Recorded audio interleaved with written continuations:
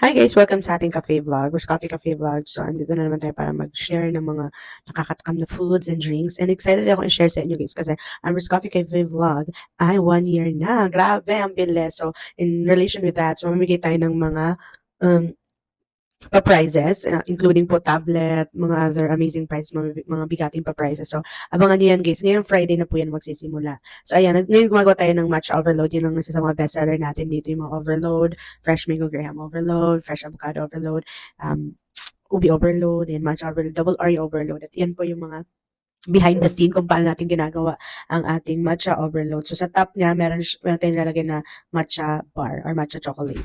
So, yan, serve na natin. So, ito naman ating spaghetti, yung bestseller na spaghetti. So, usually guys, ang matao dito is every, pahapon na, paggabi na, ganyan. So, serve natin. So, makita nyo guys kung paano kabilis mag-serve dito sa Bus Coffee. And ang sarap ng mga foods, nakakatakam.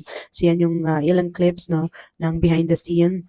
Pag sa gabi, ganyan po yung itsura niya ng Burst Coffee sa gabi. And usually, yung mga foods talagang in-order nila dito, yung bestseller natin ng chicken grande with only gravy and soup with 2 rice at may kasama ng soft drinks. Pag walang soft drinks, namimigay tayo ng milk tea. Tapos may mga days, guys, may updated kayo. So, namimigay tayo ng free ice cream sa mga scheduled na araw. So, magpo-post lang tayo kung kailan po yan, mga zizi. So, ayan na.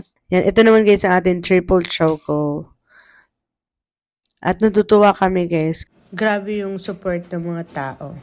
Lalo na yung mga loyal customers natin na hanggang ngayon nandito pa rin. So, thank you so much po sa patuloy yung support sa Brisk Coffee Cafe. Dahil po sa inyo, mas marami tayong natutulungan.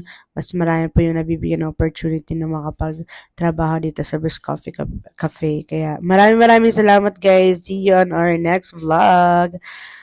Bye-bye.